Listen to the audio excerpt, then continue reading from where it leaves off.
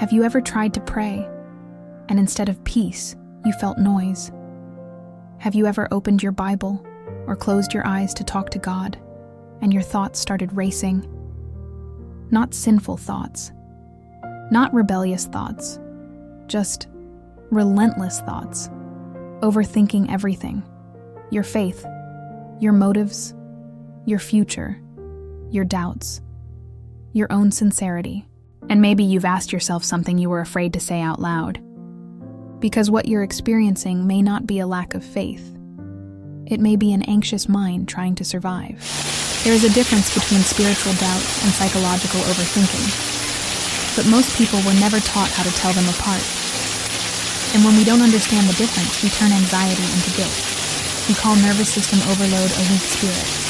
An anxious brain is a scanning brain. It scans for danger. It scans for mistakes. It scans for uncertainty. And faith, real faith, involves uncertainty. Trust without total proof. Surrender without total control. Belief without total explanation. To a calm nervous system, that feels peaceful.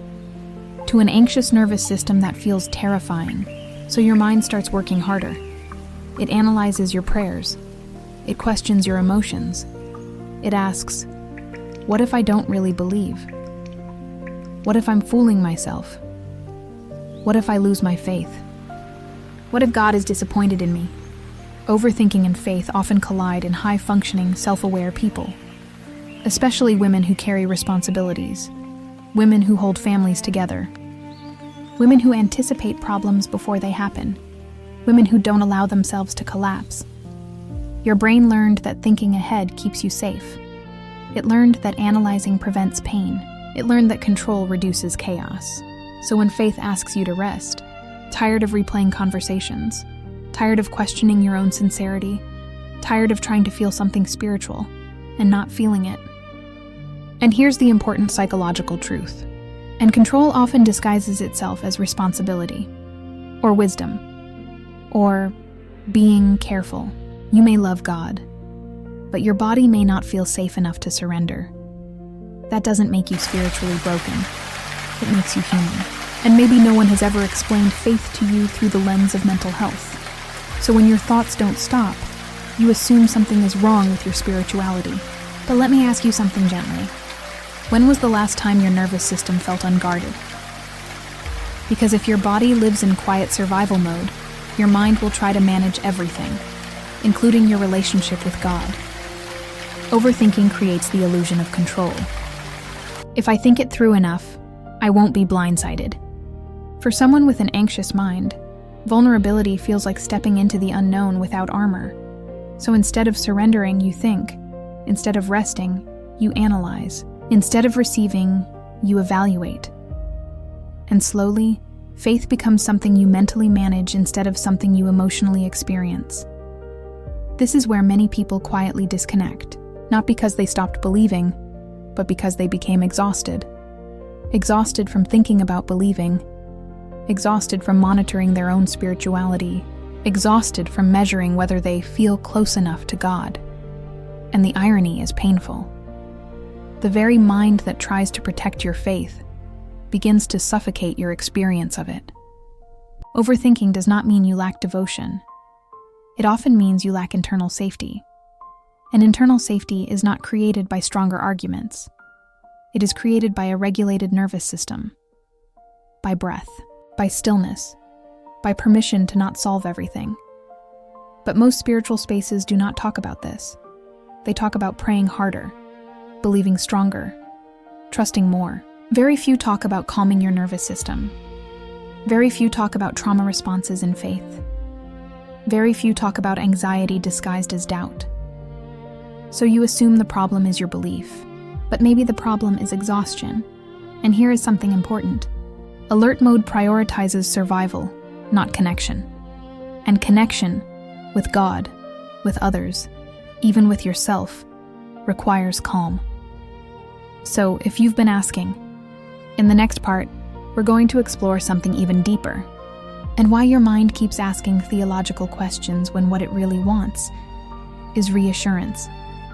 But before we go there, take a slow breath. not to prove anything, not to fix anything, just to notice. What if the thing you've been calling spiritual doubt is actually anxiety? Not rebellion, not disbelief, not a cold heart. Anxiety. Let me ask you something very honestly. But anxiety? Anxiety is loud. Anxiety is repetitive. Anxiety demands immediate certainty.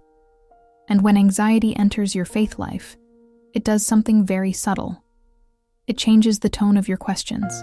Instead of, I wonder what this means. An anxious brain does not tolerate uncertainty well. It scans for threats. And uncertainty feels like a threat. Faith contains uncertainty. So anxiety begins scanning your faith, not because your belief is weak, but because your nervous system is hyper alert. And here's where it gets deeper. Anxiety is not always obvious, especially in high-functioning women. It doesn't always look like panic attacks. Sometimes it looks like, and God by nature is not fully predictable.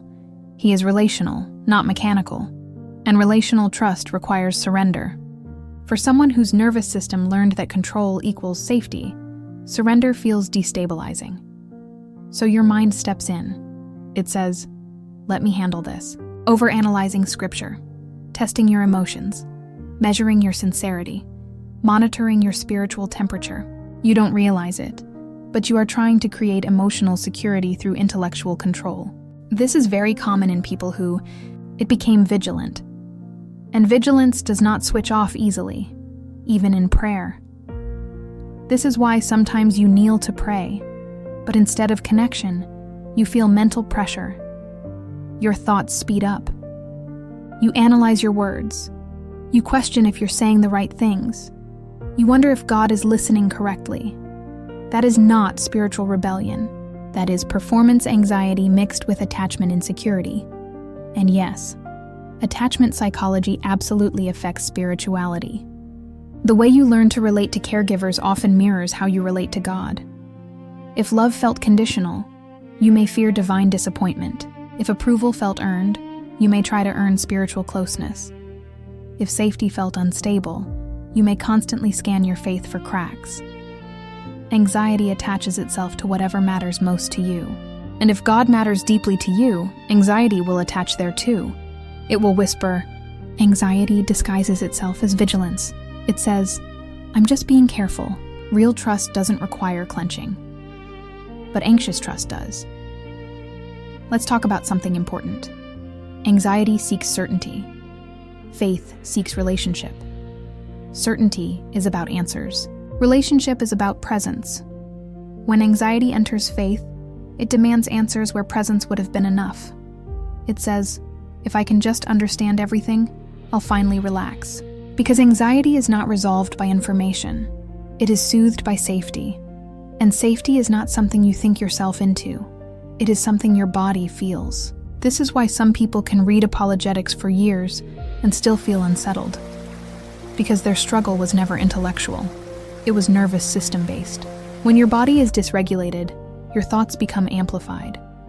Spiritual concepts feel heavier. Uncertainty feels threatening. Silence feels uncomfortable. And prayer feels like exposure. You might say, but I just want stronger faith. What if your spiritual doubt is simply your mind trying to eliminate unpredictability? Let me ask you gently, tightness in your throat? Shallow breathing? Restlessness? That is not a theological crisis.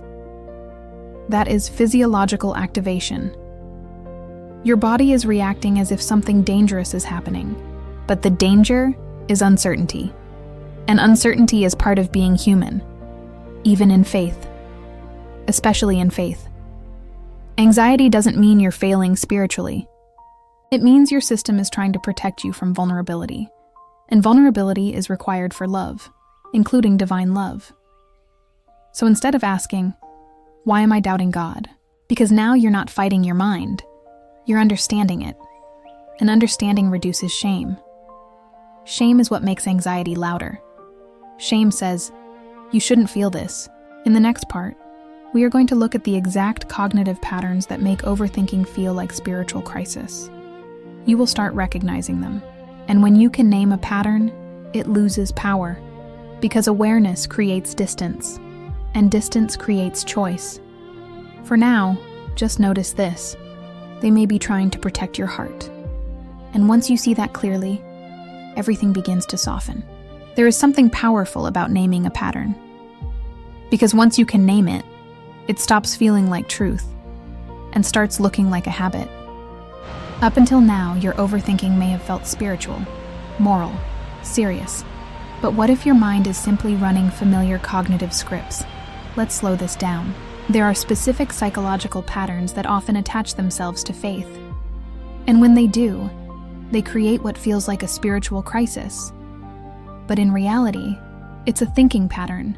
Let's look at them gently. Not to judge, but to recognize. The first pattern is catastrophizing. Catastrophizing turns small uncertainty into irreversible disaster. It sounds like this. And faith, especially mature faith, is full of gray areas. There are quiet seasons. There are dry prayers. There are unanswered questions. But catastrophizing says, if it's not strong right now, it's dying. This one is subtle and extremely common in high-achieving women. It sounds like this. You can love deeply and still question. You can believe and still feel tired. You can trust and still have fear.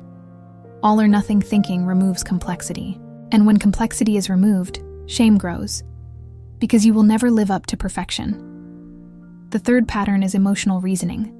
This one is especially painful.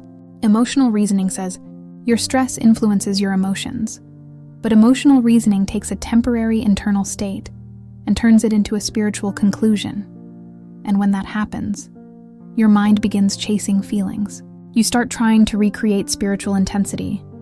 You measure your closeness to God by emotional warmth, but faith is not always emotional electricity.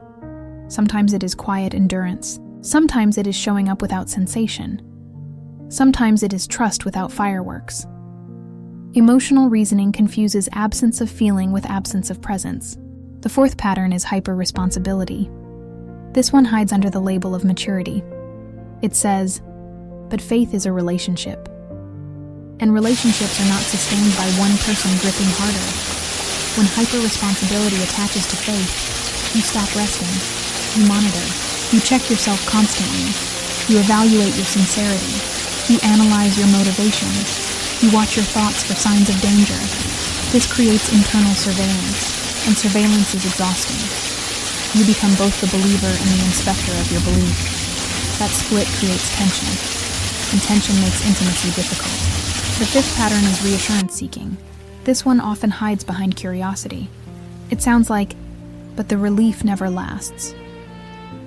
Because reassurance calms anxiety temporarily, it does not resolve the underlying fear of uncertainty. So your mind asks another question, and another, until faith becomes an investigation instead of a relationship. Now pause for a moment. As you hear these patterns, emotional reasoning, hyper-responsibility, reassurance seeking, if one of them felt like it described you exactly, notice what just happened. You didn't feel accused, you felt seen. And that matters, because when you can identify a cognitive distortion, you gain distance from it. Instead of saying, habits formed through stress, habits formed through survival, your brain is not your enemy. It learned strategies. Those strategies helped you cope at some point, but they may now be interfering with rest. Overthinking feels urgent, but most of the time, it is repetitive.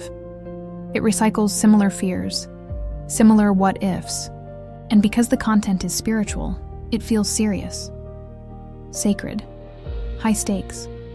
But the structure of the thoughts is psychological. When you understand that structure, you stop personalizing every intrusive idea. You stop assigning moral weight to mental noise. You start separating. You don't have to interpret every emotional dip as spiritual danger. You can breathe. You can allow complexity. You can allow seasons. Healthy faith includes questions.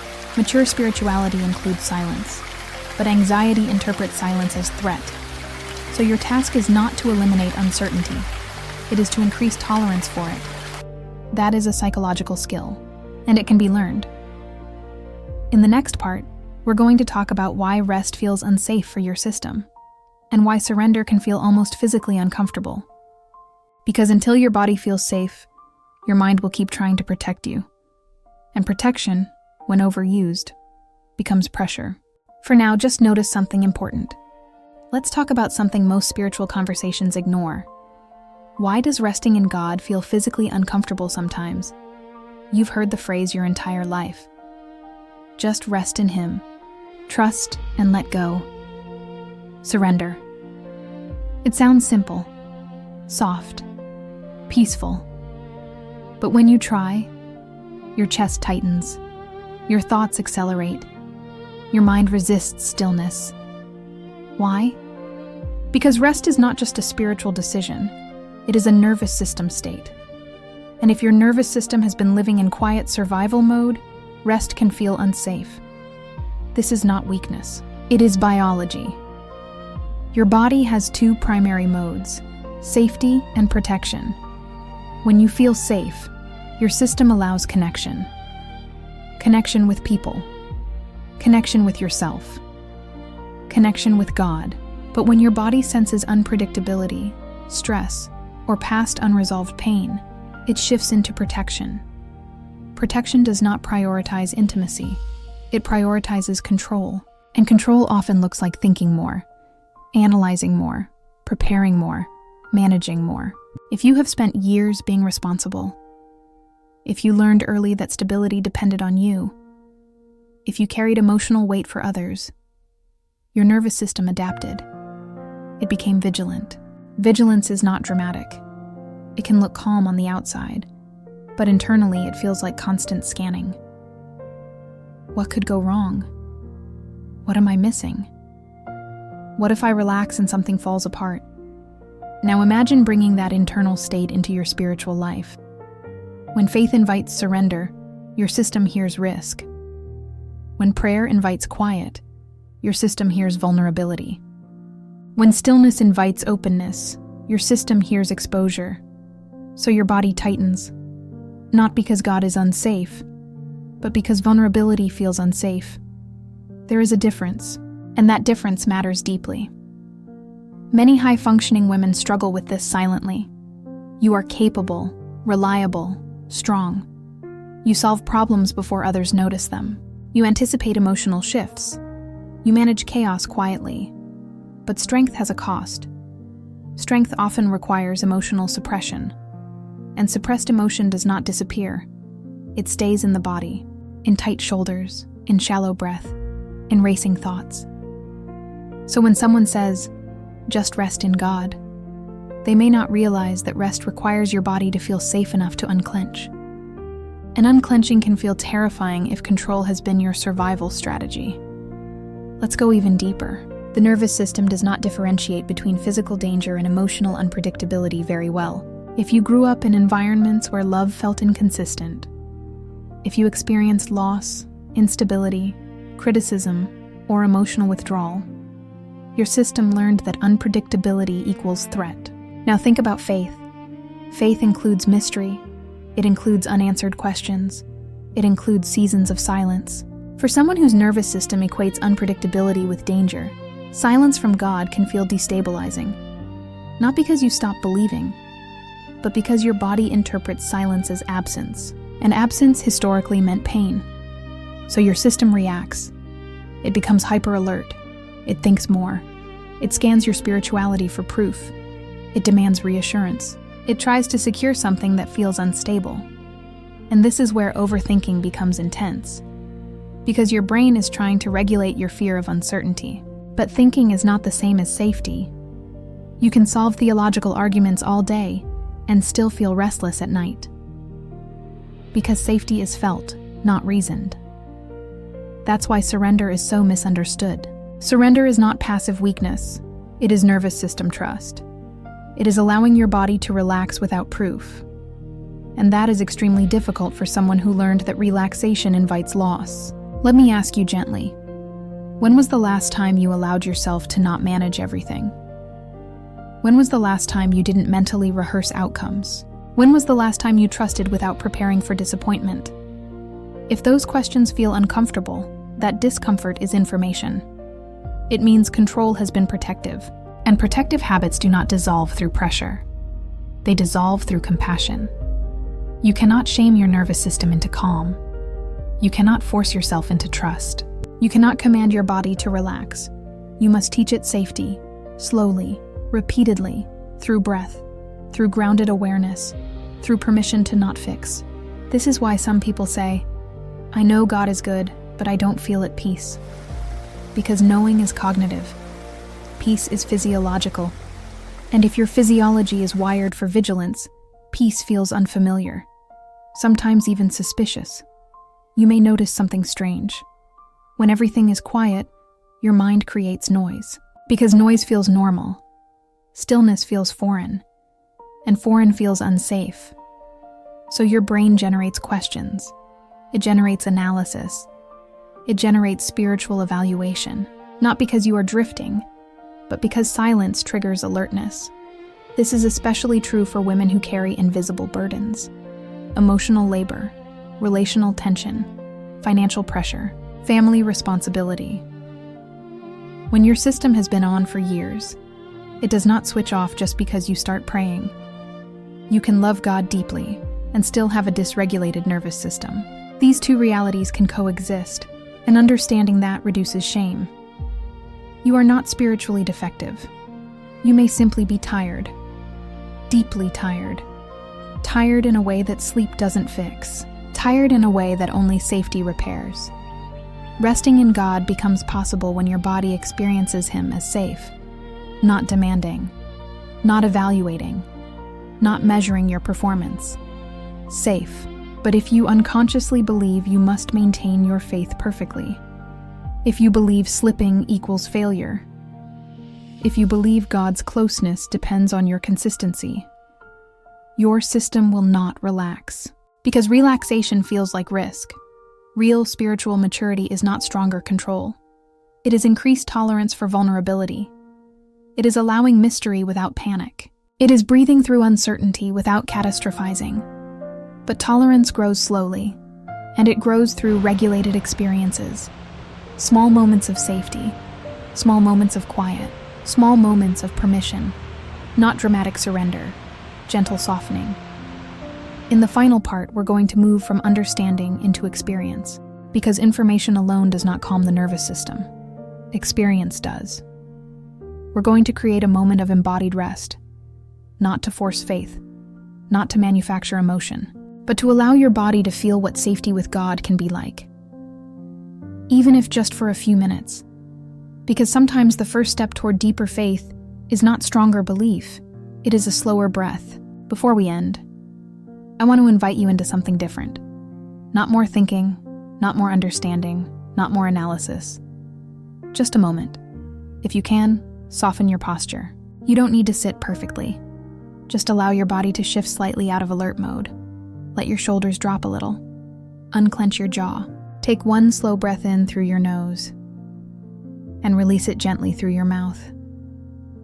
You don't have to empty your mind. You don't have to silence your thoughts. Just notice them. Notice that your mind is active. And also notice, you are not your thoughts. Take another slow breath. As you breathe in, imagine space entering your chest. As you breathe out, imagine pressure leaving your body. No performance, no spiritual striving, just breath. If your mind starts analyzing this moment, that's okay. It has been trying to protect you for a long time. You don't need to fight it. Just gently return to your breath. Now place one hand over your chest, not because it's religious, but because it signals safety to your nervous system. Feel the warmth of your own touch. Feel the rise and fall beneath your palm.